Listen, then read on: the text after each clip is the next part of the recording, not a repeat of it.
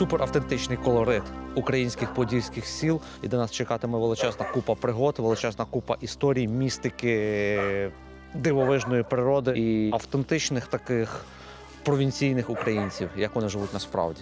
Дивіться цей випуск, погнали.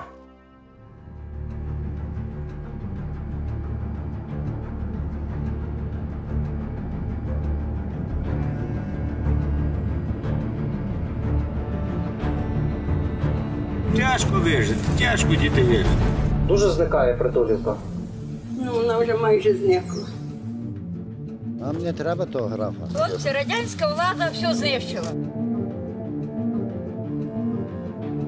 Люди реально полізли в могилу.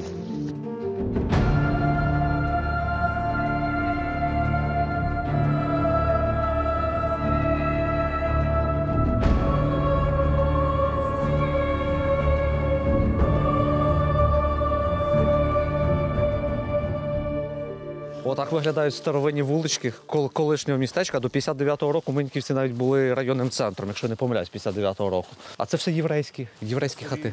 Це єврейська хата, це єврейська хата. І вони зараз занедбані, тому що євреї повиїжджали в 80-х, 90-х десь до Штатів, лишили, ні на кого не переоформили, воно зараз якесь як безмайнове і все таке руйнується. Коли це було містом, тут кожних 2 тижні проводилися дуже великі ярмарки, одні з найбільших на Поділі. А зараз тут кожного вівторка теж проводиться такий автентичний базар-ярмарок в центрі Миньковець. Оце те, що не відрізняється від середньовіччя якось майже. Тільки люди трошки по одягом змінилися, а загалом все так само виглядає. Це просто італійські дорогі ці всі. Продукти з Італії, як колись. А у вас тільки свіже сало, якось там підкопчено, нічого такого немає. Ми кіно знімаємо, це публічний простір. Документальне, про автентику, про Поділля. Як живе колишня Миньковецька держава, як торгівля на старовинних ринках відбувається. Це старовинні ринки? Ну, звичайно, тут ще ж був ринок 500 років назад. І ви продовжуєте його традиції. Так, чи сало вам зараз продам? Ну так, ми ж хочемо А от взяти. бере таке грубеньке, то хвостик лишиться. А такого копченого у вас немає нічого такого? 100 гривень. Я ж її в кіно попала. Ну так. А ви з Миньковець чи ні? Ні, я з Антонівки там на горі. Ні, вони нормальні. А ви щось знаєте за Миньковецьку державу, колись Ні, чули? я взагалі завіяна. А ви з Миньковець? Чи ви не з Миньковець? Не з Минькові. А, ви десь приїхали, так? Да. Добре. Але з сусідніх сіл, може, чи здалека десь? Здалека. А ви чули, коли що тут держава була Миньковецька? В Миньківцях? Сільпо була Миньківська. Сільпо? Ні, а ще колись старовину, що тут граф такий був, Мархоцький. Не чули за таке ніколи? Ні. Зовсім навіть не чули. Чи десь чули? А вон музей стоїть. Да, от музей стоїть. За музей знаєте? Музей знаєте, а за графа нічого не чули ніколи. Нам не треба того графа. На жаль, про те, що ми багато говорили, історія мало кому потрібна взагалі. Що ви фотографуєте? Ми знімаємо про Миньковецьку державу, ми не фотографуємо, знімаємо відео, документальний фільм. Знімайте там вони на базарі. Так хто ви не є? Ну, Почекайте. ну, Зараз добре. відеозйомка записана за військовий стан. Ну, кому за... Це Добре. місце, це базар. Добре. Бачите, ми пройшлись по ринку, люди так реагують. Про те, що ми говорили, в Бахмуті можна знімати на передовій, там простіше люди, а тут люди бачать камери, і щойно ледь середньовіковий такий бунт не стався. А про Мархоцького бачите, як вони всі говорять. Я то не чула, воно мені не треба. І вони живуть в такому суперісторичному місці. А зараз далі я поступово буду розказувати, що це за Ігнатій Сібор-Мархоцький і що це за така держава. Територія колишнього лікарняного комплексу, якби, і подейкують, що цей пам'ятник, це був пам'ятник сина Мархоцького, що в арці були надписи, які совєти збили, і тут стояв Ленін на ньому потім. Я наскільки знаю, в нього було 2 доньки чи 3 доньки і 1 син. Кароль, який, до речі, заснував, тому що Мархоцький ще багато мав землі на Причорномор'ї. Це територія колишнього Відьопольського району, сучасний Одеський район. Всі чули Грібовка, Затока, курорти Кароліна-Бугас, Роксолани. І ці всі села належали якраз Мархоцькому, цьому чоловіку, який звідси був. І він всяких провинившися селян або хто погано засилав туди. От тоді таке Причорномор'я було важке для життя. Да. І от Кароліна-Бугас, що Кароліна-Бугас заснована його сином Каролем.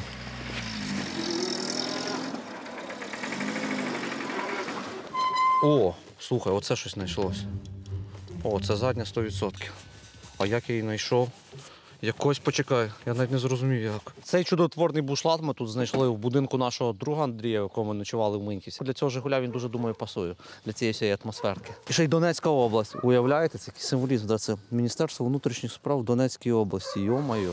І ще Жигуль на донецьких номерах. Коротше, Ігнатій Сібур-Мархоцький, нащадок аристократичного відомого польського роду, який тут панував на Поділлі. І він з дитинства був такою бунтівною особистістю, дуже цікавою, неординарною, на сучасний лад, можна сказати, неформалом практично був. Його дуже не розумів його рідний Стрейко, дядько. І щоб його виховати, він його відправив на перевиховання до армії, до Прусської армії Європи. Або той служив в армії, там щось змінився. Але вийшло все навпаки. Будучи в Прусській армії, Ігнатій Сібур багато подорожував по Європі, і в той час були дуже модними, дуже популярними тенденції просвітництва. Руссо, Вольтер, всі ці відомі філософи, письменники, котрі просвітлювали народ і вимагали кардинальних змін в побудові суспільства, в політичній побудові свідомості людей. Ігнатій Мархоцький з ними там надихнувся і повернувся сюди, в цю місцевість. В 1770-х роках помирає тут дядько, і за кілька років оцей Миньковецький ключ, Миньківці, довколишні села, тут близько 20 сіл, переходять в його власність, і він тут починає втілювати ідеї просвітництва, ідеї відродження на цій місцевості, і просто таку революцію робить, що, на один приклад, в 1790-х роках він скасував тут кріпосне право, коли воно в Російській імперії потім було скасовано в 1760-х роках. Уявляєте, на 70 років вперед. Це така дрібничка. Далі ми зараз розкажемо, теж такий, поїдемо до одного з його маєтків. Він побудував тут 4 маєтки в різних селах, кожен маєток відтворював якусь пору року. Погнали.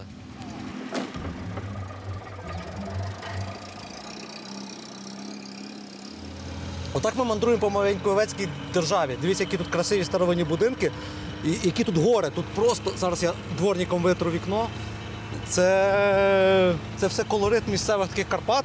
І тут була Миньковецька держава. До речі, тут в долині Мархоцький свого часу мав 2 друкарні. Друкарня була польською і єврейською мовою. Перший Шекспір, перекладений на польську мову, був саме надрукований і перекладений тут у Миньківцях. Тут взагалі, він такі реформи впроваджував, боже, ззаді нас якийсь джип їде крутий. Краще б він нас увагав. Я на другий, думаєш, вийду під цей гор? Тут гор дуже... Але насправді, щоб нормально Миньківці відтворити, тут потрібно кілька днів знімати про самі Миньківці. А ми зараз взяли автівку, ми швидко їдемо подивитися маєток Мархоцького, показати, як він виглядає, і тріумфальну арку. Адже Мархоцький був настільки диваком, що він в цій місцевості будував тріумфальні арки на зразок Парижа. І тут є теж така, я не знаю, в честь чого пов'язана ця арка, але це не настільки важливо. Важливо, що вона просто тут є, в цій подільській глушині. От їдемо попри шлях.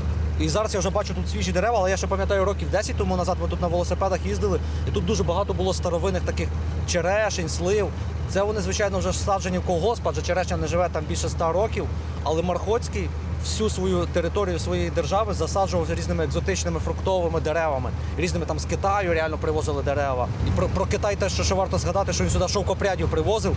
І він насправді був дуже підприємливим і дуже багатим новатором.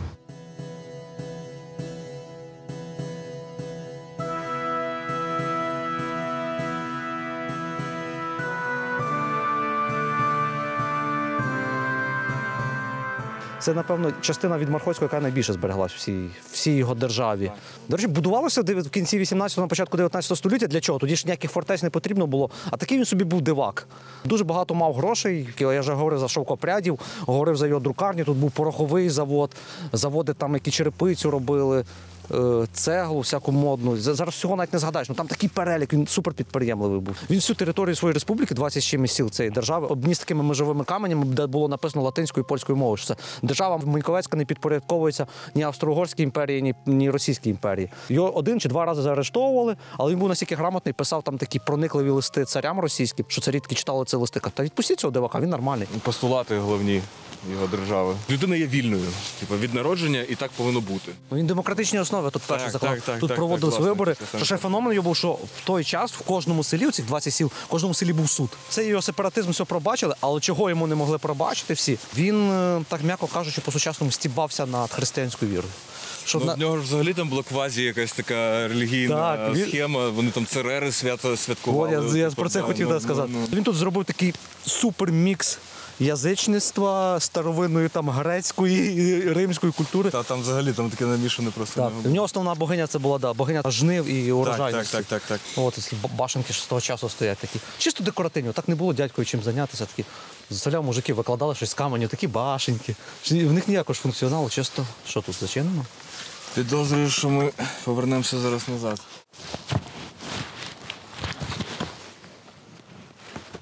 Гайда, хлопці, що будемо ходити колами? Міліція перша, а народ з міліцією. А вон шматок Парижа, дивіться. Це Єлісейські поля, ми йдемо по Парижу, наближаємося до Тріумфальної арки. Звичайно, вона за Паризьку менше разів в 20, але Тріумфальна арка. Де ще в українських селах є тріумфальні арки? Стоїть все сумно так. Колись реально великі свята були. Що дуже цікаво в таких моментах тлінність життя оцього всього, да? Скоротечність, що так чувак є, набудовував.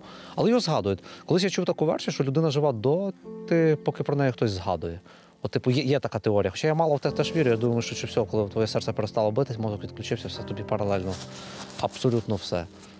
То саме буде, що до твого народження. Пам'ятаєте, що до вашого народження було?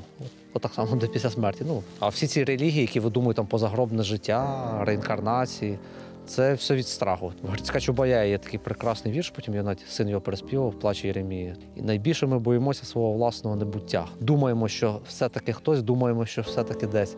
І наше тіло, і наші душі, і дай же нам Господь. А що як і справді раптом ніде, а що як і справді раптом нікого, а що як і справді раптом ніколи. І тільки ми нарочито видимі, тільки ми нарочито існуючі, більше всього на світі перелякані свого власного небуття. Віримо, що все-таки десь, віримо, що все-таки хтось, і наше тіло, і наші душі, і дай же нам дне.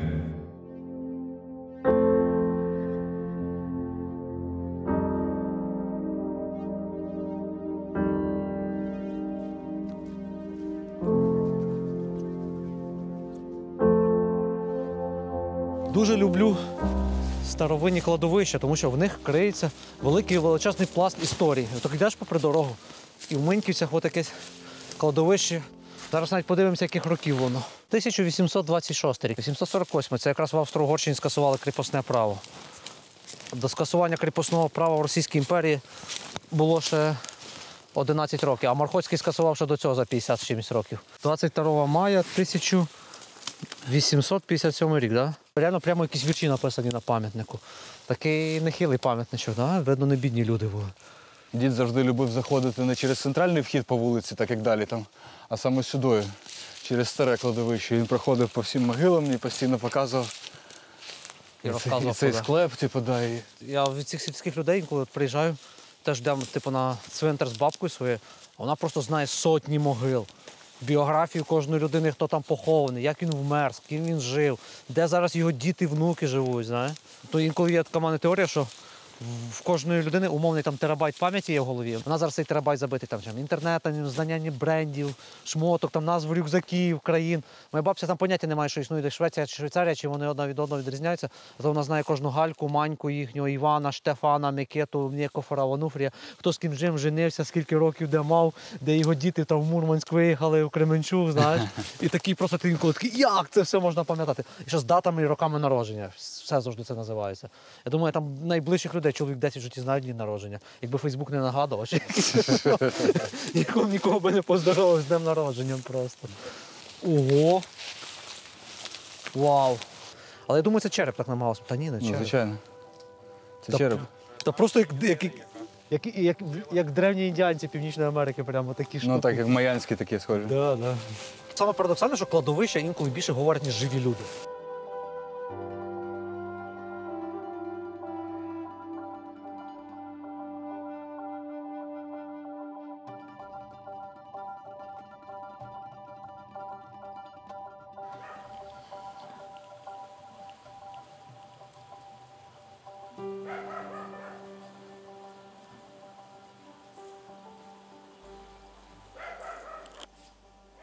Бачите, де мури Мархоцького?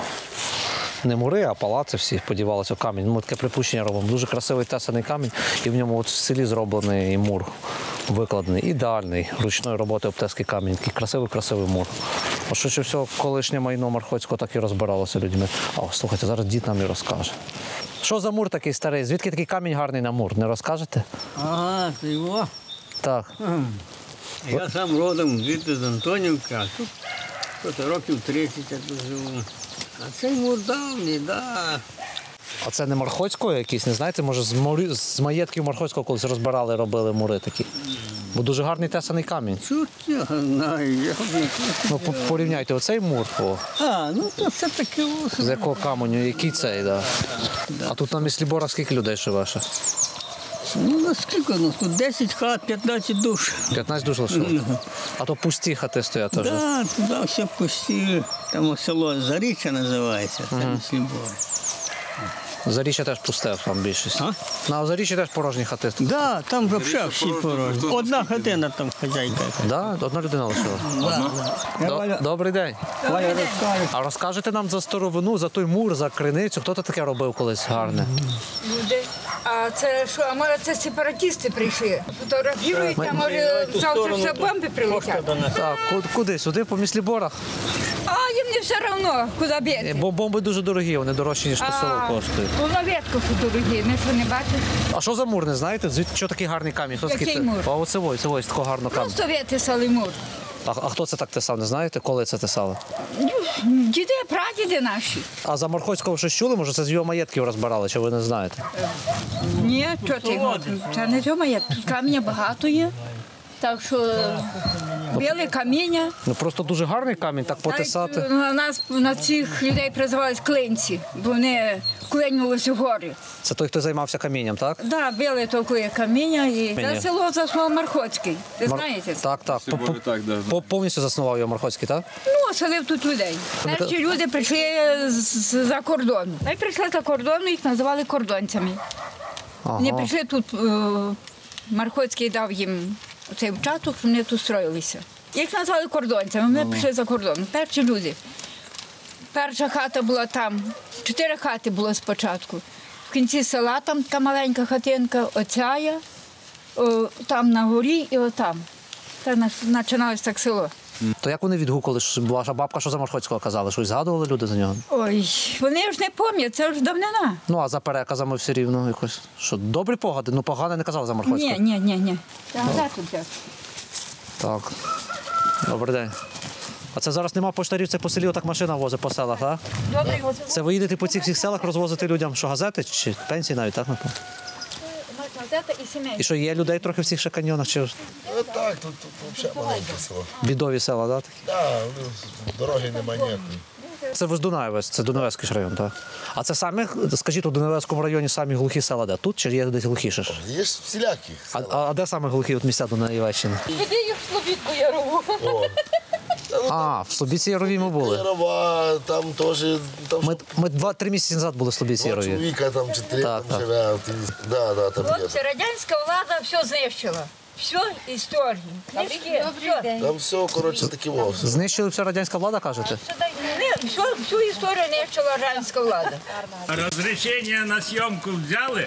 А ви місцеві з Мисліборів тут виросли? Конечно. А скажіть щось за Мархоцького. Що чули, що ваші діди казали за нього? А у нас музей есть. Ми знаємо. А нам музей, то як музей, ми хочемо від людей чути. От, голос народу хочемо чути. молоді. Казали, що він крепосне право сняв, що він у нього було улучшення народу було, він за народ переживав. Ну, а он Донвин, там таке швейцарське оборудовання, населення. Австрія і Германія. Так, Австрія і Германія. І він на чому? Він на воді він був? Був на воді. Від річки? Таке, молодіжі тут нема.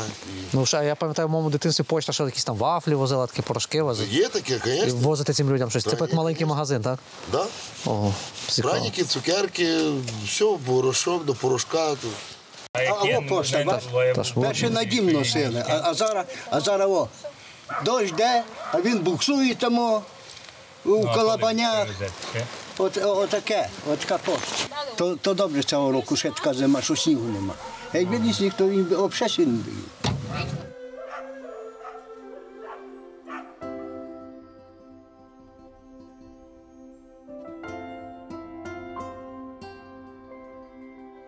Оце ми дійшли до села Крушківці. Тут внизу один з млинів Мархоцького з 2 збережених. Наступний буде в Притулівці. Біля цього я сам ніколи в житті не бував. От саме на цих млинах він робив високогатункове борошно, муку, яку він відправляв до Швейцарії на експорт. І за деякими оповідями якраз річкою Ушиця, яка ось протікає, ці млини працювали тут на воді, річкою Ушиця він справляв на Дністер, по Дністру до Чорного моря, і потім Середземноморя туди виводилось. Швейцарію, можливо, десь так через Італію воно доставлялось. Круто, що млини збереглися, от вони такі стоять. І той самий власник, що вверху тримає маєток, це Мархоцько, за ким доглядає Вотрокою, так само він доглядає за цими млинами. От вони перекриті, новою жестю, не завалюються, класно.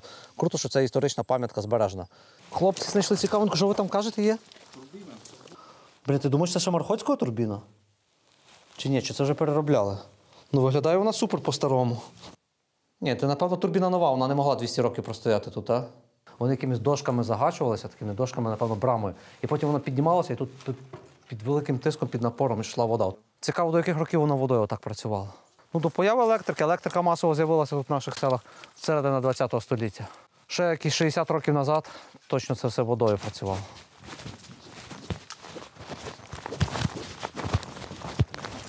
От так тут билися воїни Мархоцького. Хоча армії в нього не було Мархоцького. Ніякої армії він не мав права, тоді б його точно під суд. Дуже цікавий випадок про Мархоцького. Я навіть не пам'ятаю, де я читав. Один час російський цар переїхав до Кам'янця-Подільського, коли Кам'янець був центром Подільської губернії, і туди до себе на аудієнцію запрошував найбільших землевласників губернії, якби. А Мархоцький, як завжди, з кониками своїми, з викабелями придумав. Не хотів він просто приїхати на конях, там, на кареті. Він взяв карету чи в якусь там повозку запряг. Ти чув цю історію, що 16 чи 14 свиней запряг з якимось там кучером і на свинях звідси, з Млинковецької держави, приїхав до Кам'янця. І там його... Це фіксований факт. Історичний, так. І його ці прислужники, царські прислужники побачили, яка зневага до царя, і закликали його знову якусь буцегарню. І цар там провів аудієнцію, а він же знав, аж з Петрограда, знав, що тут є такий дивак. І каже, а де цей дивак? Чому я його не бачу? Та ми його закрили в буцегарню. Чому закрили? Бо він зневажив вашу величність і приїхав на свинях. Він кишу, а ну давайте його сюди. І прийшов Мархоцький, щось там, ніхто не знає, що він говорив все время, але щось поговорив, там годинку, умовно, дві. Цар після цього, відпустіть цього дивака і не зачіпайте. Це ви равлики в таких штуках вирощуєте в Хреста? Спочатку тут, а потім... Приміщення десь спочатку? Ага. Це багато років вже? 3 роки. 3-й рік. А це сам звідси, з цього села? Ні. Просто дешева нерухомість, якась земля? Да. Можна було. Прикольно. На що вона стоїть? І що, прикольна ця штука, равлики? Вигідно можна займатися? Да. А конкуренція є чи ні? Чи тільки то треба навпаки, чим конкуренція, тим краще, так? Да? От. Лайфхак для бізнесу, чим людям і молодь займатися села, так? Да? Да. А ви самі готували, коли тут гроші пробували? І що, як? Серйозно? Да. Бачите, це глухі села, яких майже не лишилось людей. Але ще приклад, як можна відновлювати село. Якщо молодь хоче жити в селі, якщо хочете, вони зробили тут равликову ферму, от хлопець каже, що взагалі конкуренції в них нема. Вони вирощують таких равликів і продають їх в Іспанію, в Францію, десь там в Європу люди їдять. В Крушківцях попри дорогу на старому кам'яному такому комусь ангарі, не ангарі, хліві, не хліві, залишився надпис вапном, дивіться, гідну зустріч дню 1 травня. Часто без страт зберемо врожай. Шкода, що нема року. Це 1 травневі такі демонстрації, колись на червоних полотнищах носили, і так прямо писали. Видно, цим селом йшли люди там. Ми щойно там ще побачили пам'ятник, на якому десь там близько 40-50 людей загиблих в часи Другої світової війни. Зараз в селі навіть всіх жителів і близько стількох нема. Більше половини села пусті хати. Такі бідненькі хати, люди в них жили. Це якась бабця вишивала, гралася. Рушники теж вишиті руками, ще позалишалися. Така нескладна, така доволі примітивна робота, але ткане руками все. От ці власники, десь молода пара, в котрий раз. Їхні рушники, напевно, це жінкою ткані, цим чоловіком. Тут років по 20, да, на цій фоточці. І все, в хаті нічого не лишилося, крім їхньої фотографії. Рушники і фотографії. І ікона. Це вже, знаєш, що це чиняються ці штуки. Ми колись відкрили таку штуку, і там вишиванки були. Ого, дивись тут. Тупо сказали, в хаті покинутій. Тож от, ручна вишита сорочка з цікавим дуже орнаментом. Якимось таким нетиповим. От мені такі музеї набагато цікавіші, ніж оці штучні музеї. Тут все по-справжньому, знаєш. Я ці хати тільки ніяк не по-інакшому, тільки називаю музеї. Справжні, створені глобальними природніми процесами музеї, так? Да?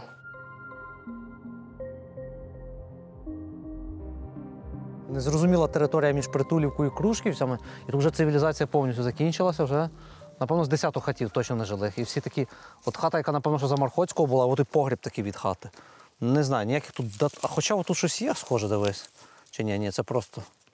Тут ніякого року нічого не побачив, він вже обсипався землею. Супер старий погрібець такий. А ця дорога вже навіть видно з гори, з височезної гори, на яку ми захочемо піднятися. Коли сильні дощі, це каміння несуть дощі, вода. І всюди по боках видно, вся вулиця була обмурована. От туди, ось Максим стоїть туди на вулиці, подивіться. Він знімає залишки хати тої. Та й така просто пішла вулиця. І вся ця частина села повністю отак виглядає. З тої сторони ми колись були, там аналогічна ситуація. Угу. Це царська Росія, це білогвардійська ця. А, ні, 1975 рік. А, це морська, значить. Це морська. А виглядало просто як білогвардійці, вже в один момент накрутився. Ще одна софа. Софа, меблі такі. Коротше, в кожній хаті майже такі софи, дивись, і тут відкриваєш, і тут знову вишиті сорочки, диви. Просто кучу. Гуччі. Гуччі, реально Гуччі, подивіться, світер Гуччі. Світер Гуччі, капець. От чого я не очікував в селі побачити, так це світер Гуччі. Абсурд тому полягає, що для людей зараз цінність складає лише металолом з пічок. Вони це все розбивають на все інше начхати. І лишаються ці фотографії колишніх господарів, які вклали в цю хату душу, кров, піт. І вони сумно з цих мовчазні нічого не можуть зробити. Лише дивляться от, на цю всю руйнацію. Ось теж фотографії. А, весілля в когось було, подиви. Радянське. На Джигулю. Да, Жигулька, печка, да? З лялькою. Слухай, чувак. Дивись. Йо, це кріпово. Це тупо ця лялька з цієї фотографії. Ого. Це, звичайно, да.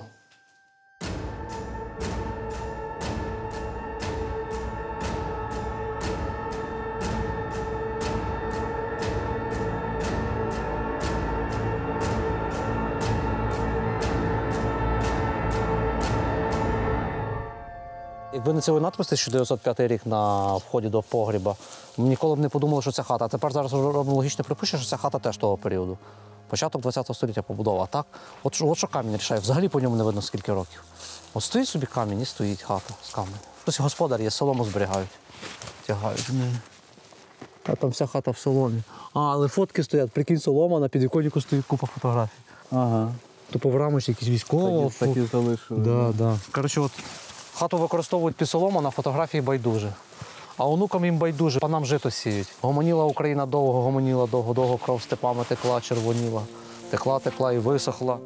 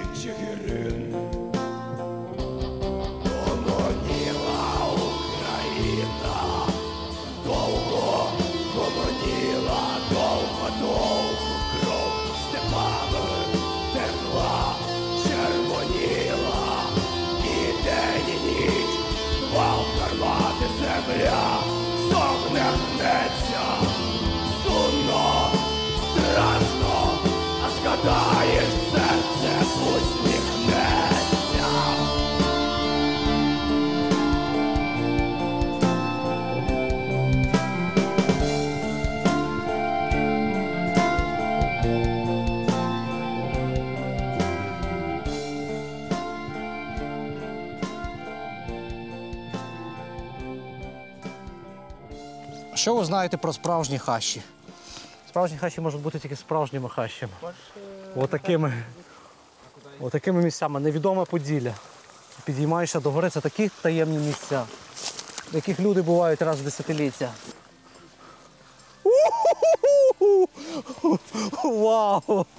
Лише той знаходить щось цікаве, хто ризикує, кудись лізе, не ходить банально стежками. От заради таких моментів мені насправді хочеться жити. Зараз так піднімається якийсь адреналін, не знаю, ендорфін якийсь, просто серотонін в серце, там в голову б'є.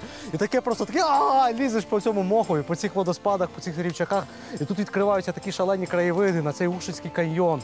Життя стає прекрасним. Навіть на долю секунди забуваєш, що в Україні війна, якісь негаразди, лихоліття робляться. Але ці подорожі є, що показувати, яка Україна прекрасна і за що ми, власне, воюємо. За цю нашу прекрасну Україну, за цю нашу землю. Далі до пригод, погнали!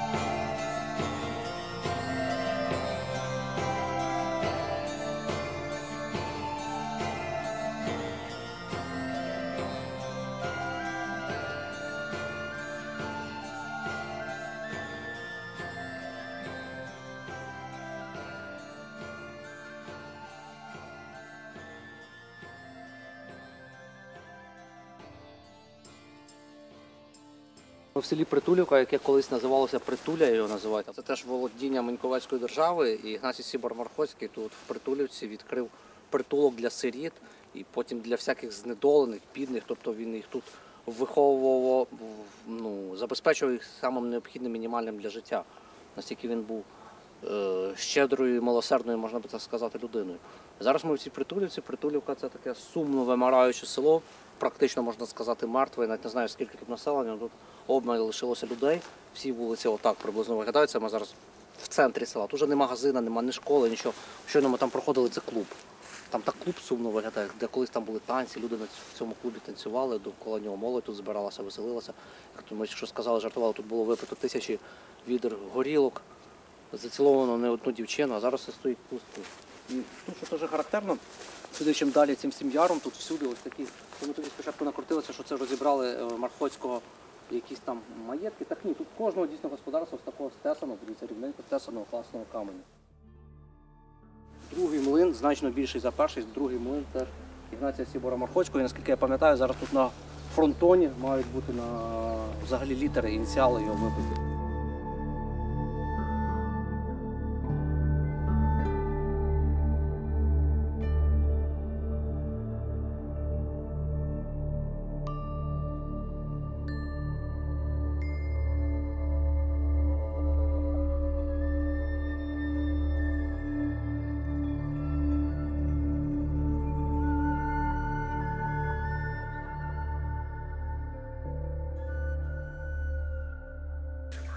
Що знімаєте?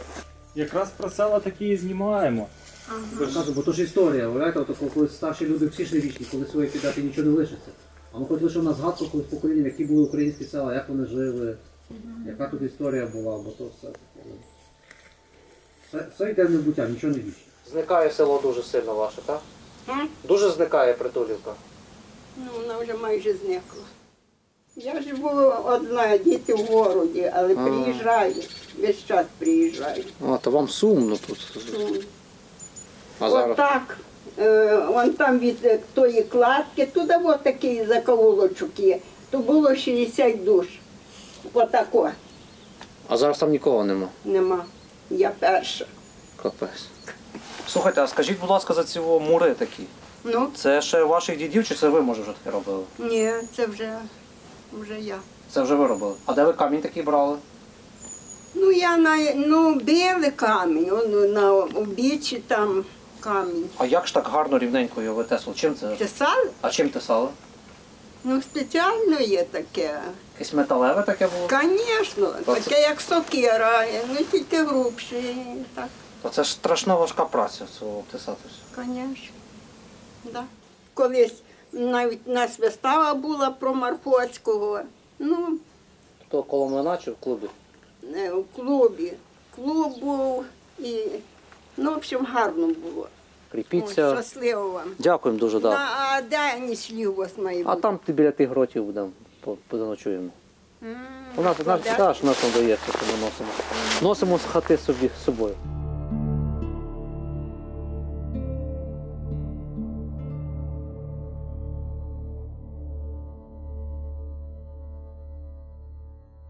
Добрий день. Добрий день. Куди ви за хлопці? Нам там досліджуємо ваші края цікаві. Цікаві? Звичайно. То ви куди йдете? Сокілець, Триків. А ви були у Жукові? Ми з Манькою йдемо, так. Вражає нас камінь ваш, який у вас все з каменя тут гарно зроблено. Такий тесаний. Ви не тесали такий камінь за своє життя? Тесав. А чим тесали? Вони ж камені ставляться без нічого.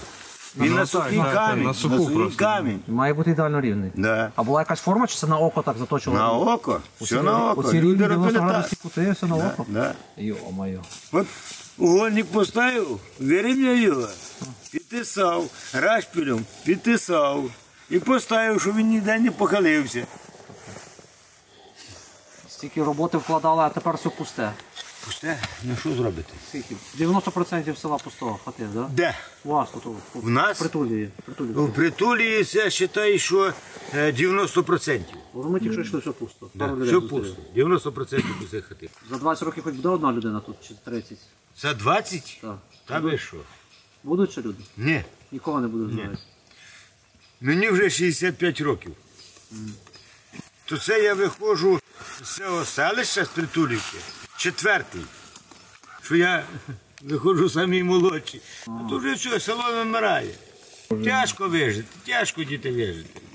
От, наприклад, в мене дружина померла у 22-му році, 3 грудня. Сам один. Приходжу, 4 стіни. Ну що зробити? Це таке. Ой, куди дітися? Куди дітися? Що? Тяжке життя в цій Притулії. Ну, я вам скажу правду, де б це моя жінка покійна жила, вона б цю історію все вам розказала.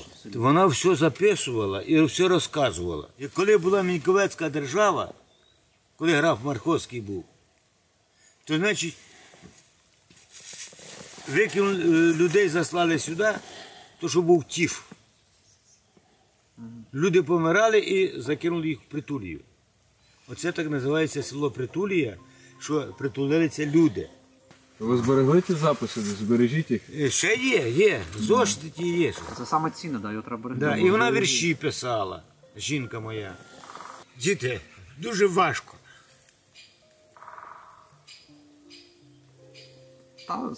Таке, да, так була біда, ще плюс війна зараз, і все це на купу. Таке. Ну, боремося за перемогу. Тільки так. Тільки так. Отже, дідові 65 років, ну я дивився тут телебачення. Ось сказали, що годити техніку на ремонт. Я шофер, тракторист, я зараз піду. Буду гонити її. Заради України, заради своїх дітей і внуків. Я тут маю пісню, як тут. Добре. Чоловіче мій, я твоя жона, ти завіз мене, де роду нема, ти завіз мене, де роду нема, ти завіз мене, де роду нема, а я молода, в'яну, як трава, а я молода, в'яну, як трава, а я молода, в'яну, як трава. Першу ніч ми провели на такій старовинній галявині біля старовинних чудернацьких гротів скитів, які зроблені графом Марховським, і ніхто достеменно не знає, для чого вони зроблені. Єдине, що видно, що вони відтворені, спецово так робилося, щоб їх пристарити, наче це 12-те, там, 9-те століття, так хаотично, таке грубе каміння, так намуровували. Ну, такий він був цікавий дядько, той Марховський це все робив, аби позабавляти публіку і потішити якесь, напевно, своє самолюбство. Ніч прохолодна, але в нас знову круте спорядження від Турбата. Вже на протязі 2 років нашим таким партнером залишається магазин туристичного спорядження «Горгани». Вони нам допомагають з крутим професійним спорядженням, з яким можна спати в будь-яких умовах, в будь-яку температурну погоду. А особливо їхня така дочірня компанія «Турбат» – це український виробник всього крутого. І ми за час війни навіть забули, що ми з ними співпрацюємо, але і в нас досі залишається промокод «Хащ». Якщо ви щось хочете купувати з туристичного спорядження, ми залишимо там в описі. І там вам 10 чи 15% знижки, які ви можете отримати завдяки цьому коду. Тут страшно. Блін. Ходи якісь. Як селяни говорять, що тут карету їздили. Навряд чи тут карету лізали, тому що на пузі важко повзти. Але хід такий метрів на 20 туди можна далі проповзти це, а далі ще вужче. Я не хочу навіть туди лізти. Кудись в ліс дійсно йде хід підземний такий. Може він дійсно туди до Отрокова йде наверх. Марховський, напевно, таки свого досяг. Якщо він хотів заплутати людей, створити тут атмосферку такого середньовічного якогось замку з підземними тунелями, з такими гвинтовими, мурованими старовинними сходами, йому це вдалося зробити. Вже понад 200 років пройшло від того часу, коли робилися ці гроти нижні, верхні. Але все одно тут лазити цікаво, і той підземний хід дуже дивний. Я, до речі, тут втретє, і вперше побачив в цьому місці, і вперше сьогодні побачив той підземний хід. Що раніше на нього не звертав увагу. От вгорі верхній грот, печерний монастир, там в скелях видобаний. Звідси взагалі скеля походить, дивіться, наче це обличчя якогось воїна, наче людини, от ніс і два ока. Такий монастир з такими видобаними в скелями порожнинами і такими віконницями. Оце вікно, напевно, було. А це що все, великі двері взагалі були, чи що, за яких можна вийти в цьому монастиря. От звідси монолітна скеля, правда, виглядає? А всередині тут повністю пустоти. Як на мене, навіть цей монастир є значно цікавішим за Бакоський. Бакоський чомусь розкручений, але там маленький, реально кілька печер. А тут такі продовжні, всередині в скелі прямо печери, дуже унікальні. Не в глибину печери, а вони якось йдуть так, от край печери, і вони вздовж, от по краю так проходять. І це так цікаво, і взагалі місце невідоме. Не внесено ніяку пам'ятку, не в пам'ятку архітектури, нічого, не цей грот верхній, не цей верхній монастир. Так, просто на карті є відмітка, що воно тут між Тимковом і Притулівкою.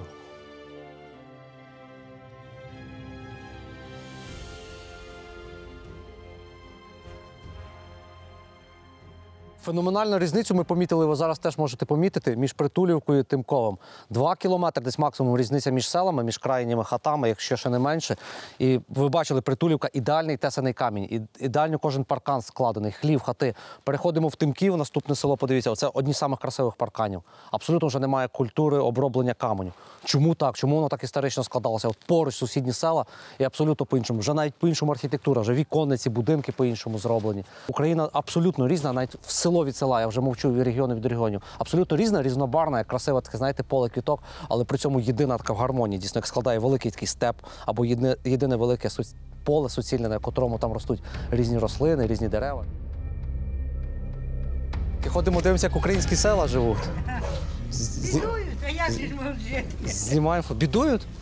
А що ж ви так? А що бідуєте дуже? Що? Ні, та чому я бідую? Я не бідую, але я ж кажу, що от молоді нема, повиїжджала.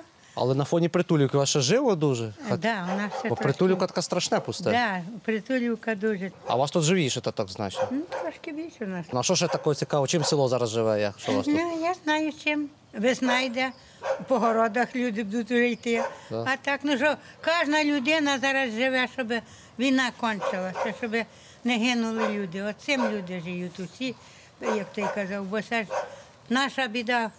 Спати лягає і встає на думці, все, щоб кончилася війна, щоб вже ті діти не гинули там, щоб ті люди мали спокій, і ті діточки, і то все. А що ви село пишете, що я говорю? Кіно знімаємо таке. Це наше село. Ви що? А це хата і все. Ну і десь 100, та де 100 і більше. 100-200, напевно, якщо ще не більше. Знаєш, так, ну, около. А може і більше, Господь знає. Ну. Я відколи запам'ятаю її. Ну, я пам'ятаю, що я її воно під солому. А продають у вас хати в селі? А Боже мій, тут море хотів. Море? Море. А яка ціна? Не знаєте, за скільки можна купити хату? За херню, його не бездорожить. Ну, приблизно. За це він дав 11 тисяч. 12 тисяч гривень? 11 тисяч. 11 тисяч. Да. Це виходить за землю і за цю руїну, так? Ну так. Да. Значить, є життя в селі трохи, якщо хтось щось займається, відновлює, розчищає? Та обмаль тут людей зараз. Обмаль людей, так? Крепко обмаль. А така кам'яна, та так само буде, так? Так? Нікому не треба, так? Кому не нужно? Нема майбутнього села? Та всі тікають, а ще війна цього.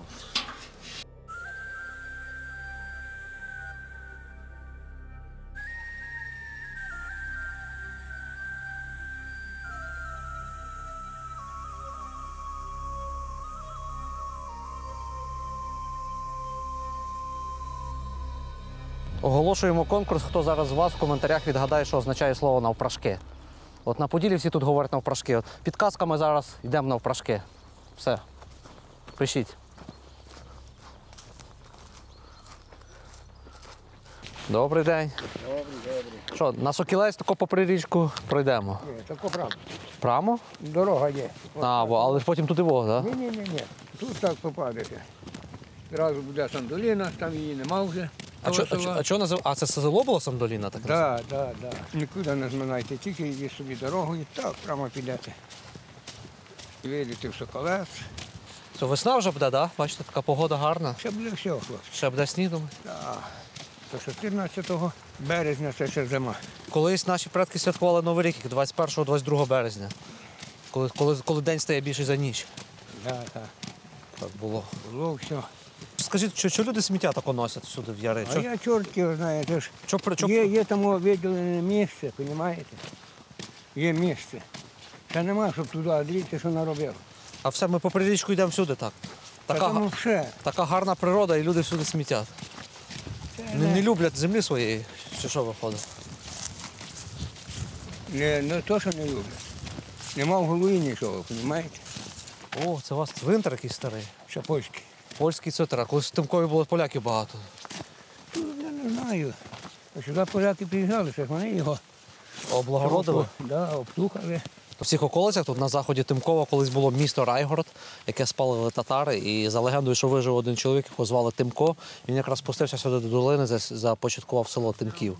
Оце зараз існує. А про євреїв взагалі ніяких відомостей немає. Для мене зараз супер відкриття, чому тут на околицях Тимкова, от в старому саду, лишилося кілька єврейських надгробків. Бачите? Мужики кажуть, що поляки приїжджали. Може і євреї, от люди в селі плутать, чи поляки, євреї, їм немає різниці. Тобто іноземці якісь приїжджали, доглядали за кладовищами. Тому що, як ми вже проходили, бачили, практика така наша якась українська карма і доля, або вдача така, що ми за своїми цвинтарами не доглядаємо, за цвинтарами своїх предків. А вже я мовчу там про інші племена, інші народності, які жили.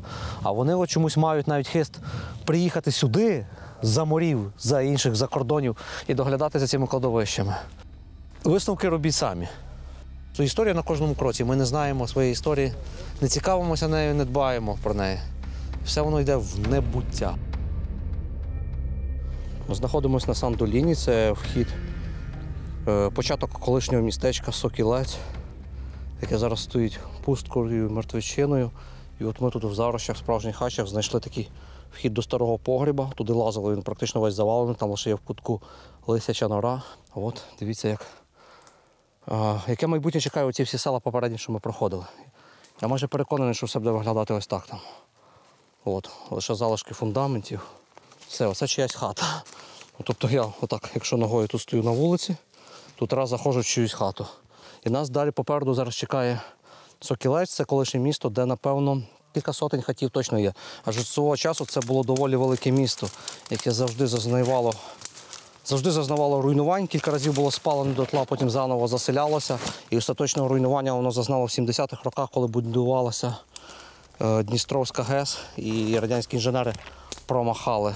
Вони думали, що село піде під воду, людей всіх відселили в інші села нагору, а тут позалишали будинки, все це стоїть пусткою, зараз такі, як Чорнобиль, Прип'ять, і промахалися, а вода сюди не піднялася. І місто залишилося просто заростати ось такими корчами, такою пустотою. І ще це місце я завжди називав самим метафізичним, самим страшним місцем в Україні. Містика містику. Але дійсно Сокілець насправді дуже моторошне місце. Ми тут йдемо, вже так накрутилися, що серед хащів, серед зарощів, дивіться, у вас з'являється пару казанів. І тут можна накрутити, що відьми реально там варили свій куліш, якесь зілля. Насправді, як я розумію, це тут мужики ріжуть дрова. Дрова ріжуть в цих зарощах, сюди їздять мотоблоками, і це вони тут обідають так. Але чому вони тут полишали казани? Ну, тут давно ніхто не був, що ці ложки аж поржавіли. Бо тих, хто тут їв, їх вже з'їли. відьми. А подивись, яка тут річка красива. Вимірюємо глибину тут. Запам'ятовуйте, скільки патики. Ну, до 2 метрів, чувак. 2 метри, навіть понад 2 метри глибини. Тобто з цього обриву можна стрибати сюди влітку цілком. Хоча тут, може, ще 50 років назад туди хтось насипав скла, якесь на дні може бути скло. Це саме небезпечне в наших річках. Прекрасні річки, люди позагаджували. Кожен день має бути якийсь екстрім, якась веселість. Просто ходити стежками – це не цікаво. Насправді поговорять, що тут в районі Сандоліни, в районі Сокільця постійно дуже часто трапляється блуд, чіпляється блуд. Да, вчепив блуд, хоча мені це не характерно зовсім. Що так? Багато років мандруєш і орієнтуєшся супер на місцевості, Ну так? так, і я бачив все, що мені потрібно, і на одному місці кілька разів мене нормально так вчепив блуд. Потім змію якусь дуже дивну побачив. От, ну таке. А потім тільки дізнався про те, що це Сокілець, і тут якісь містичні штуки відбуваються. Тобто не було якихось очікувань там. У мене зараз є певні очікування, я зараз це сприймаю, що просто ми збили з дороги. Ми розуміємо, куди йти, ми принаймні не заблукали, ми бачимо, куди йти. Але все одно вже починаємо петляти, і можна це інколи розглянути як долю як бажання відьома або всякої нечисті, яка нас починає тут водити, або духів цієї долини. Ввечері. Ввечері тут буде... Ми на вечір домовилися. Це взагалі буде саме цікаво все на вечір. Ми пішли через цю трощу.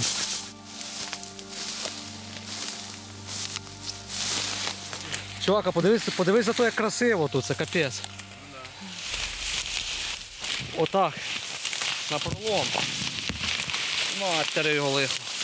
Попереду гора, і та гора для нас є орієнтиром. Потрібно вийти десь на ту гору.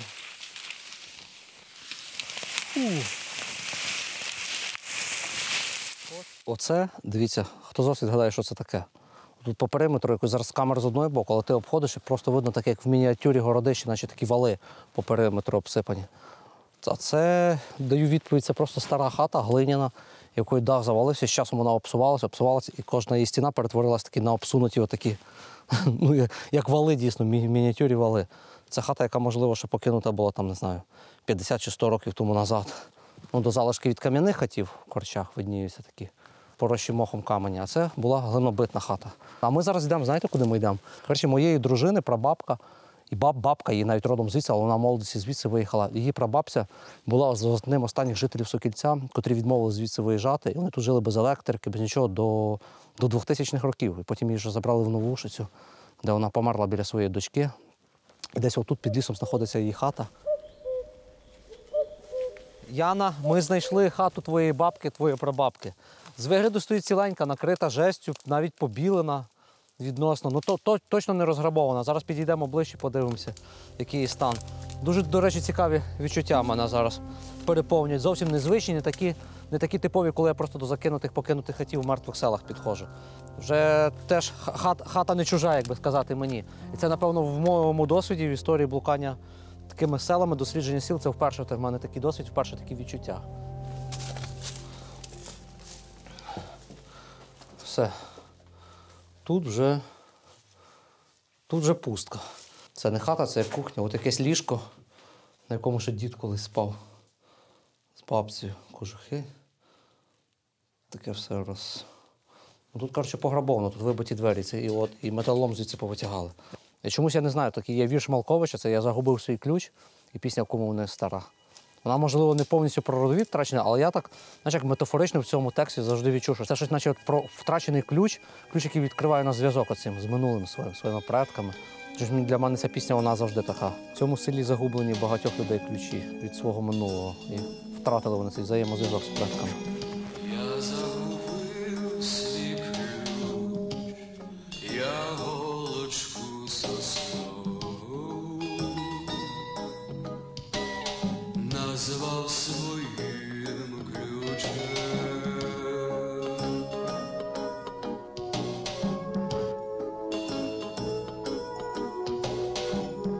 І загубив чомусь, і чомусь не знайду. Вхід в колишній міський некрополь, центральний, головний некрополь міста Миньківці, що я дуже несу, містечка Сокілець, де поховано дуже багато старовинної польської знаті, адже в місті проживало дуже багато поляків і євреїв. А про містичність Сокільця і про його ці інфернальні, метафізичні різні явища, страшні, демонічні, і що тут відбуваються різні такі дивні речі в Сокільці, ще говорить те, що, дивіться, чомусь вхід, центральну арку в центр замурували. Не знаю, чому її, неправда, замурували. Можна просто так мур колись докладали, але це старовина арка напівзруйнована і напівзамурована. Чи, можливо, живі люди не відмуровувалися від когось небезпечного, хто звідти міг прориватися. Але зараз походимо по цьому кладовищу, воно доволі таке дійсно містичне і моторошне. Це як в грі Діабло заходиш на старовинне кладовище. Про це я говорив, тут дуже багато таких штук, дивись. І воно реально все провалюється, і в цих штуках навіть труни видно старі деколи. І це як провалилося, і звідти таке враження, що звідти дійсно мертві вилазили. Ну, виглядає дуже все моторошно, дивіться, проваляв могилу. Вхід в склеп підземельний? Ну так, да. Що не бачиш, внизу вон дві плити стоять. Вот. Так, воно зверху закривалося, туди просто заносили труни, це все закривалося. Це провалилось, дивись, от провалене, от плита проваляча. Провалилось. Провалилося і було закрите. Можна туди залізти, лізь. Я точно туди не полізу, я сюди, ну я не знаю, щось в могили залазити не хочу. Хочеш лізь? З вас би хтось поліз? Ага. Який я любитель всяких хащів, ну в могилу я точно лізти не хочу. Ну, в ці ми зайдемо зараз, а тут під землю я довбав. Пакс, полізеш в могилу? Пакс, ти нічого не боїшся, полізеш в могилу? Оце безбашний чувак. Йо-моє. А що ти там? Я не знаю. Ти буквально в могилу зараз опускаєшся, чоловіче. Я ж не тримаю цей фонарик. Даю тобі ліхтарик. Що, є черепи, так? Да? Ого. Як твориться контент хащів? Люди реально полізли в могилу. В могилу під землю. Це жесть. Пориться, от ще одна кістка. Ну я так розумію, що да, ми фактично вже з тобою. На трупах. Да. Цікаво, чи це сімейний склеп? Скоріше всього. Бо місця тут багато. Не для одної людини. Ти трошки богохульництво, але що зробиш? Ось, бач, маленька. Це рука, так? Може, це був точно якийсь фамільний склеп? Так і є. Думаю, що тут ціла сім'я. Ціла родина, якщо не з малими дітьми. Ну, я так розумію, що це такий час, коли діти вмирали як мухи. То там кістки. Є кістяки людські? Прошу? Є кістяки людські? Є. А й черепа є? Черепів нема. Ну є, але треба розкопувати. Це вже якось не годиться. І що, як тебе відчуття, що ти справді в могилі побував? Цікаво. Надіюсь, ми її не осквернили. От чисто в дослідницьких цілях, так? Чисто так. Чисто цікаво з поваги до родини, яка тут похована. В певній мірі це можна назвати навіть вшануванням їхньої пам'яті. Дійсно, якщо сприймати життя лише отако з біологічної точки зору і дійсно відкинути будь-які там реінкарнації, то що на місці людських, отут тіли є якісь там душі. Просто біологічні рештки в ямі лежать. Але якщо вірити в щось інше і накручувати, то трошки мурахи по шкірі. Я коли залишився сам там на горі, тут на горі, ви всі полізли донизу, мені моторошнувато було. Йдемо, зайдемо ще в пару великих фамільних таких склепів. Це, напевно, найбагатіші вельможі Сокільця, які жили, от вони були так поховані. А і тут, власне, тут всередині вибивали, оці чорні археологи били, шукали якесь золото чи що. І от десь отут в цьому барвінку валялися теж кістяки просто назовні. Бачите, хтось колись був дуже багатий, хтось був. Настільки багато, що в той час таку кам'яницю йому такий склеп. Це за життя у Ляшківню? Чок, у Ляшківню в розкоші за життя були. Корпус вертебра. Що це? А, хребет людський? Так. Да, і від цієї людини зараз от таке лишилося.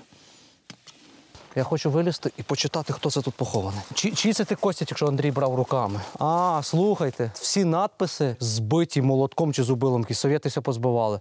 Значить, якийсь дуже ясновельможний пан був похований. За 5 метрів висоти тільки от звідси хрест. Сам хрест 2,5 метри.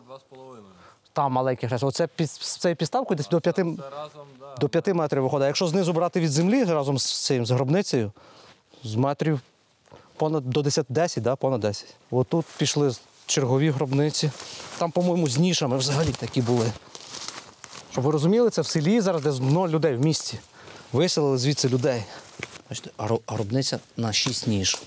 Тут була сім'я на 6 людей похована. І оціми такими плитами були, отуди вставлялися труни, і цими плитами було закрито. Оці плити хтось поламав, а від трун вже й залишків немає. Повитягали труни, повитягали всі кістяки тут по лісу. Хоч там ще ми бачили кістяки, тут навіть кістяки десь немає. Ну, може, воно привалено десь цим брудом, що чи всього. Це ж ніхто.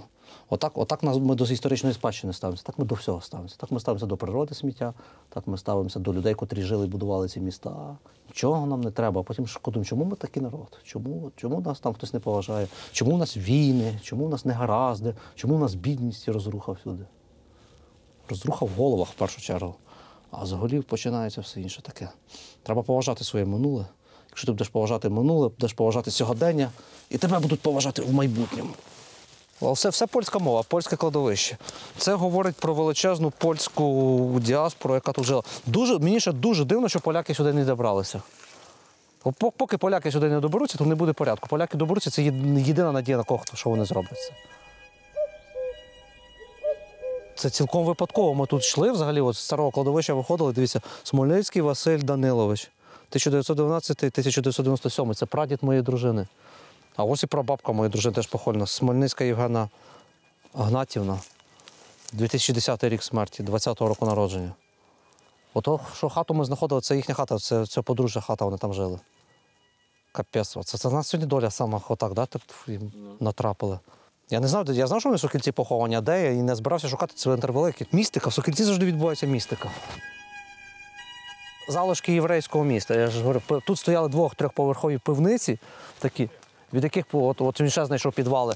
І їх потім порозбирали в радянські часи на камінь. Все просто на камінь. Тут була ратуша своя, оце центральна ринкова площа, на ній стояла в кожному європейському нормальному місті ратуші, довкола ратуші відбувалися великі ярмарки, великі ринки. А зараз від колишньої величі яких міст позалишалися лише отакі підвали туди. Диви, чим все було вкрито. Не типова, не така зараз, як квадрати з зацепами черепиця, а кругла в виді гонту черепиця, суперстаровинна черепиця. Та. І тут це це коньок, да, або відливи якісь. Отаке життя. Там, де колись стояли міста, тепер. Диви, все, туди пішла порожнина, це підвал пішов далі, диви. Це другий рівень підвалу. Якогось ходу. От я кажу, чого б тут довше залишити, якби це все розбирати і нормально досліджувати. Так всі прийшли, подивились поверхнево і пішли. Тобто під нами там ще щось є, якісь порожнечі. Саме страшне, що отак історією цікавлять одиниці людей, так як нас, що цікавить історія. Більшість, хто сюди приїжджає, їх цікавить якесь нажива, да, якесь там. Золото, металолом, камінь.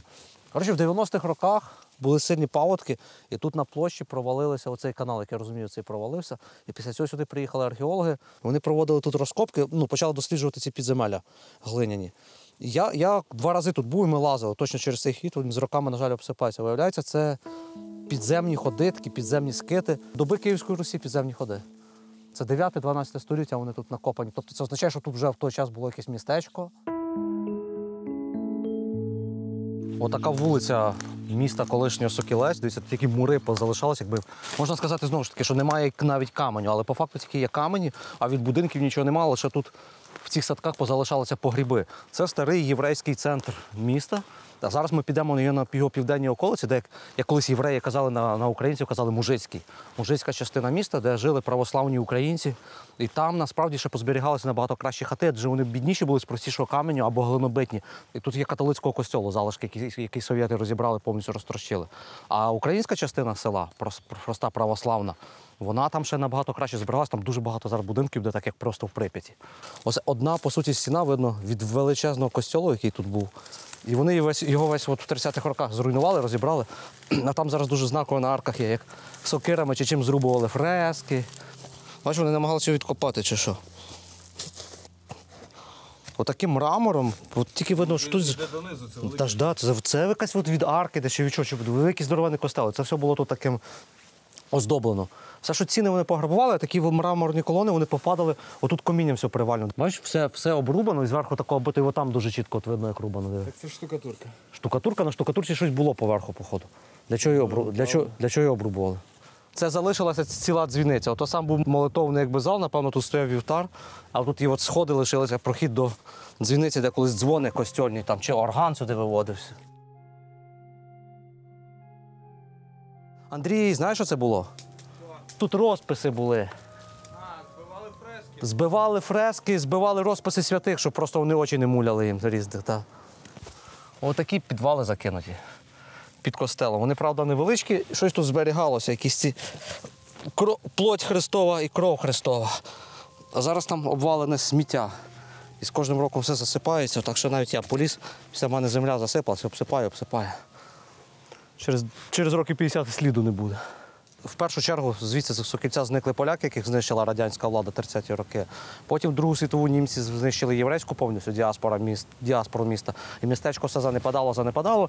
І потім знову ж таки радянська влада з прообом своїх інженерів, які розраховували, що це місто піде під воду, знищили останніх жителів цього містечка, це українців. Якби їх не знищили, їх змусили звідси переїхати і переселитися. Ми вчора сиділи вечором біля тої церкви, де містичної, да, Максим, до речі, ти щось чув єдиний, який ніколи не вірить, що сміється, а вчора...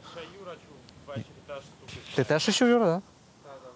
Ну я нічого чув. Хлопці чули, що щось вночі в церкві стукало, тому підтвердження того, що Сокілець містичний такий лишається, воно лишається, воно підтверджується нашою експедицією цією. І що вчора біля цієї церкви, до чого я вів, ми сиділи і такі накрутилися. Уявляєте, як в один момент цим людям в 70-х роках хтось приїхав, голова колгоспу, чи там голова сільради, і оголосив цих: люди, ви мусите виселятися, село буде затоплюватись. І споконвічно свої хати, батьківські оселі, оці там церкви, це все вони лишали. Я тільки накрутився, скільки тут було плачів і сліз і плачу. Доли змінило. Це були усвідомлені поминки села. От є одна людина помирає, там де сотні людей на похороні, а це були поминки всього містечка села.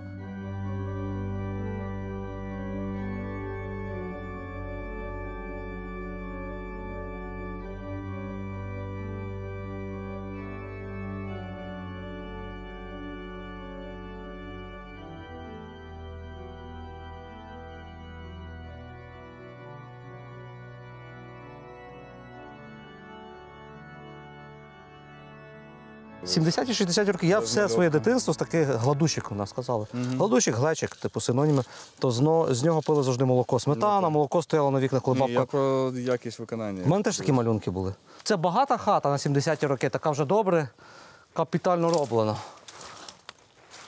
Да, дійсно, це внизу була величезна кухня, а на горі люди жили.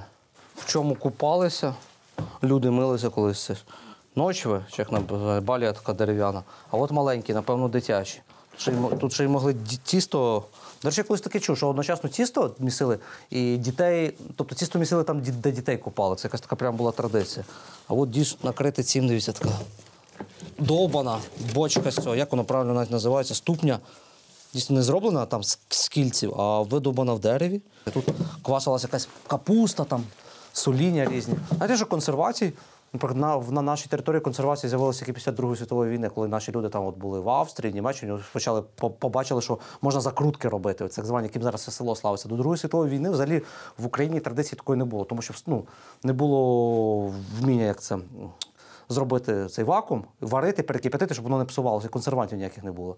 І тільки були соління. У таких бочках всі засолювали капусту, огірки, помідори, там будь-що на півдні засолювали кавуни, там засолювали, заквашували. І тобто тільки квасниці і сольниці були на зиму з консерву. Ніхто ніяких компотів не робив, нічого. Робили сушниці, чорнослив, там яблука нарізали, сушили на горищах, взимку з цього варили узвари. А, дивись, який стільчик. Це ж стільчик, да? У нього 4 лапки тільки було. Да. Такий брутальний сільський стілець. Шматок доски калявої, просвердлено 4 дірки, туди забито і отак на такому люди сиділи. Ця хата будувалась нова, насередині наполовину штукатурна, подивись. Це тільки почали люди робити ремонт, того вона виглядає модна хата. Це 70-8 рік. І тільки мужик робить насередині і навіть не встиг заселитися, напевно, нормально. До нього приїжджають, кажуть, що село буде підтоплюватися, виселяйтесь звідси, будь ласка.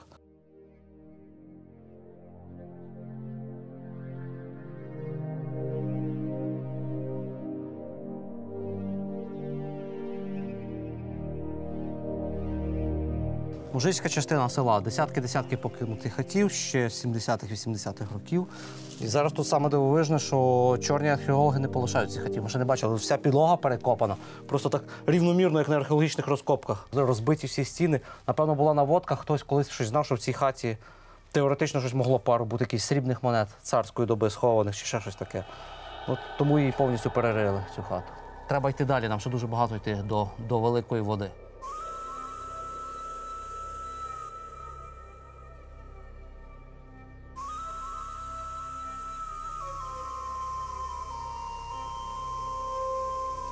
Там вода починається, там все, ти не перейдеш зараз річку. Да? Зараз виходить, що нам потрібно лізти корчами. Виходить, що хащами, так? Хащами попри хащі, так. Да. Кілометр такими базниками. Дивіться, а які ви знаєте синоніми, що напишіть? Ми що придумали? Базники, хащі, корчі, як ми ще говорили, зарощі, чагарники і ще зарощі і ня. А тепер ще скажіть, що ви знаєте.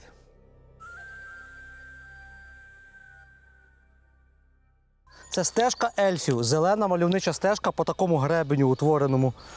Просто туди знов гори впадина, туди вода впадина. І саме дуже класно, що тут немає ніколи ніяких туристів, офіційних стежок, нічого. Напевно, за десятки років ми перші, хто сюди залізли і тут йдемо. Клас. Оба! Яка краса. Просто фантастична краса. Наче цю стежечку ти з цим салатовим зеленим виліпив так. Сюди урвище. Це тут пряма відвесна скеля. Ну, вона не пряма відвесна, але така під дуже-дуже крутим, ледь не під 90 градусів. Нахил такий, там далі вода. І в цю сторону знову такий самий нахил. Тут видно, там він деревами порощує, а тут лисий взагалі не порощує деревами. І такий ярок утворюється. І далі оцей шалений підйом, напевно, в кілометр-півтора. Боже, як він страшно виглядає. Нам зараз туди потрібно підійматися. Чого, власне, в цей раз ми пішли в похід? Це другий похід за час війни, в який ми насмілилися якби піти. Ми тут насправді просто дивилися на державу Мархоцького, дивилися на ці зникаючі вже і мертві села і міста, чудернацько-подільську природу, але тут перше місце, що ми хлопці з Львова повели. Це вперше в житті хащі когось повели з собою. А чого, хлопці, бо що зробили? Ви навчаєтеся чи ще працюєте у КУ? Ми вже закінчили. Просто дотичні до університету, якихось різних активностей. Хто не шарив, УКУ – це Український католицький університет, я завжди його пушу, тому що це однозначно, за думкою всіх експертів, хіба що якихось там, можливо, заангажованих. Ківало може не погодитись, або там цей Поплавський зі своїм універом. Скаже, що це неправда, але УКУ – це реально кращий виш України. Вони перед Новим роком проводили такий конкурс, як це, аукціон. Благодійний аукціон, де з різними відомими ютуб-каналами, ще з кимось, там як лоти розігрувалися. Хто більшу ставку ставить, ці всі гроші підуть на Збройні сили, що там на дрони, що збирали. Ви зібрали понад 1 000 000 гривень, там зібрали, так, за ці всі лоти? За похід з нами, ну це, знаєте, вони одночасно дивляться хачі, так хотіли просто піти, виходить на армію, задонатили. Доволі дуже велику круту суму, молодці хлопці, це круто. Якщо так кожен буде донатити на армію, то перемога наша стане ще швидшою. А ми їх от поводили такими справжніми хащами Поділля. Як вам оцих кілометрів скільки? Я не знаю, з 30-ку ми пройшли трохи більше, да, 40, напевно. Думаю, 40 не пройшли. Але як відчуття і що? Як? Гарно, дуже мальовничі краї, гарна земля, цікаві історії, закинуті села, не Галичина. Добре, і вам на десерт ми лишили оцей горб, хлопці. 1,5 кілометра.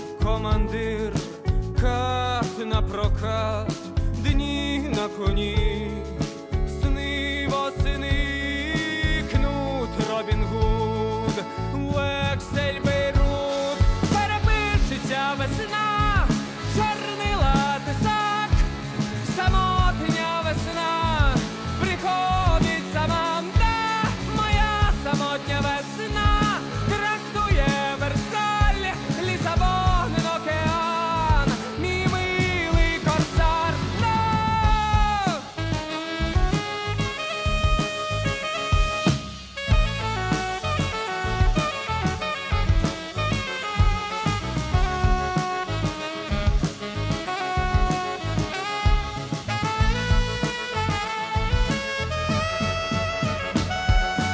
Дім, там, де дим, океан, це земля, живий навпаки, вдихає до дна.